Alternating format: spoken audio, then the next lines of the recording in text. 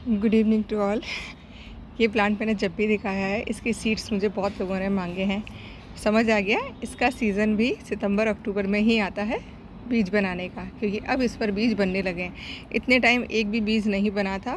तो देखिए, पहली बार जब कोई प्लांट उगाते हैं, जब पूरे साल वो आपके यहाँ परफॉर्म करता है अलग अलग तरीके से, तब आपको समझ में आता है कि कब उसका परफेक्ट टाइम बीज बनाने का होता है। तो अब इसमें बीज बनने स्टार्ट हो गए हैं। ये देखिए, छोटी छोटी सी इस पर फलियाँ आने लगी हैं, पर फिर भी बीज बनने का मतलब ये नहीं है कि ये एक ही दिन में तैयार हो जाएंगे। इनको मैच्योर होने में बहुत टाइम लगता है। पौधे पर बीज बनता है, फिर पकता है। फली को अगर आप कच्ची तोड़ लेंगे तो बीज जो है आपको वो जर्मिनेट नहीं होगा, ख़राब हो जाएगा। और हार्वेस्टिंग का टाइम तो आपको पता लग ही गया होगा इतने टाइम से अगर आप मेरे वीडियोस देख रहे हैं कि हार्वेस्ट कब करना चाहिए, जिससे कि आपके यहाँ जर्मिनेशन 100% हो। आज मैं अगेन एक चीज़ शेयर कर रही हूँ आपके साथ में। देखिए, कोई भी पौधा जब आप पहली बार ख़रीद के लाते हैं ना, तो नर्सरी से लेकर आते हैं, उस टाइम उस पर बहुत अच्छी फ्लावरिंग हो रही होती है, और आपको पता भी नहीं होता है कि वो कब फ्लावरिंग करेगा, कब नहीं करेगा। ये है मेरा नाइट जैस्मीन, जिसे कुंदा भी कहा जाता है। इसको मैं जब पहली बार लेकर आई थी, फरवरी मार्च में ख़रीद के लेकर आई थी, और उस टाइम आपको पता है नर्सरी में केमिकल यूज़ किया जाता है, तो वहाँ पर फ्लावरिंग ऑलमोस्ट हो ही रही होती है कि वो लोग अलग अलग तरीके के केमिकल्स डाल रहे होते हैं। तो उस टाइम इस पर एकदम बहुत अच्छी फ्लावरिंग थी, और मेरे घर आने के बाद वो सारी एक एक करके जो फ्लावर्स थे वो ड्रॉप हुए, ख़त्म हुए। और उसके बाद उस पर पूरे साल मतलब सितंबर अक्टूबर तक एक भी फूल नहीं आया। मैंने जो खाद मैं दे सकती थी, मैंने सारी खादें दी, क्योंकि नेचुरल तरीके अपनाती हूँ। लेकिन क्या मजाल कि मेरा पौधा एक भी फूल दे जाए। बड़ी डिसअपॉइंट हुई, क्योंकि जानकारी इतनी थी नहीं कि ये पौधा क्या है, नाम भी नहीं पता था। फिर फाइनली धीरे धीरे करके जब इस पर जैसे ही सर्दियाँ स्टार्ट हुई और इस पर बड बनने लगी, तब इसके फूलों से पता लगाया कि भाई कौन सा पौधा है। फिर पूरी डिटेल पढ़ी, समझी। अब ये तीसरा साल है मेरे पास, और अब समझ आ गया कि ये सर्दियों में ही खिलता है। तो अगर आप नर्सरी जाते हैं तो प्लीज़ नर्सरी वाले से ये ज़रूर पूछ लिया करिए कि भैया इसका परफेक्ट सीज़न क्या है फ्लावरिंग का।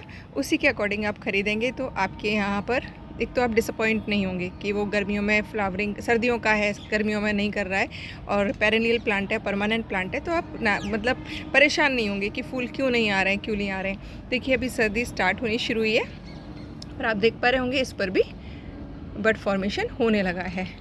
और बस अब ये पूरी सर्दियाँ रात के टाइम खिला करेगा, और बहुत ही प्यारी खुशबू आती है। बहुत ही खूबसूरत प्लांट है। आप अपने गार्डन में अगर स्पेस है आपके पास एक्स्ट्रा, तो इस प्लांट को ऐड कर सकते हैं। गर्मियों में एक भी फूल नहीं आता है, सिर्फ गर्मियों में इस तरीके का फॉलिएज रहता है, लेकिन सर्दी आते ही फ्लावरिंग करना स्टार्ट कर देता है, और आपकी टेरेस, बालकनी या जो भी जगह है उसको खुशबू से महका सकता है। शर्त एक ही है, इसको अच्छी खासी धूप चाहिए। और एक पेस्ट अटैक होता है जो कि सेम मोगरा की वैरायटी पर होता है। पत्तों के पीछे जो रस चूसक कीट आते हैं ना, मोगरे पर जो आते हैं, वो इसमें बहुत ज़बरदस्त अटैक होता है। उसका ज़रूर ध्यान रखिएगा। पत्तियाँ इस तरीके से, कि है नहीं अभी वो अटैक, लेकिन पत्तियाँ इस तरीके से आपको पीली पीली नज़र आएंगी, और बैक साइड में देखेंगे तो छोटे छोटे इंसेक्ट्स होंगे। अभी इस पर नहीं है, क्योंकि मैं अब ध्यान रखती हूँ 3 साल में इसको समझ आ गया है इस पौधे का कि क्या बीमारियाँ लगती हैं, क्या खाद देनी है। और अब चूँकि सर्दियाँ देखिए हल्की फुल्की सी स्टार्ट हो गई हैं, तो सवाल था कि क्या मैम सरसों खली दे सकते हैं, तो यस, अब आप स्टार्ट कर सकते हैं। और दिन में मत दीजिएगा, अभी रात में दिया करिए, शाम के टाइम दिया करिएगा। देना कैसे है, एक देखिए, मैं जो मेरा तरीका है, मैं 1 लीटर में तकरीबन 100 ग्राम सरसों खली घोल के रख देती हूँ, और आफ्टर 3-4 डेज़ उसको रोज़ क्लॉकवाइज और एंटी क्लॉकवाइज चला देती हूँ। प्लास्टिक के बकेट में रखिएगा, और आफ्टर 3-4 डेज़ उसको 5 गुने पानी में मिलाकर आप सारे पौधों में दे सकते हैं।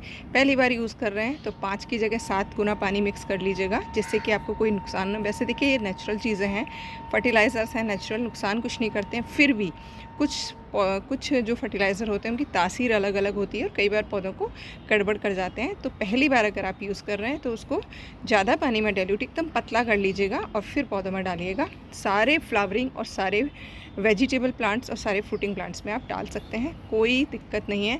कैक्टस और सकुलेंट पर रहने दीजिएगा। देखिए, वो अलग तरीके की वैरायटी के पौधे होते हैं, उनमें रहने दीजिएगा। बाकी सारे फ्लावरिंग प्लांट में आप थोड़ा थोड़ा डाल सकते हैं।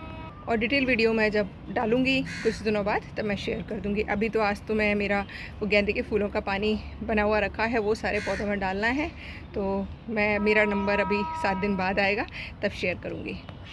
आई होप इन्फॉर्मेशन पसंद आई होगी तो चैनल पर बने रहिएगा। Thank you for watching.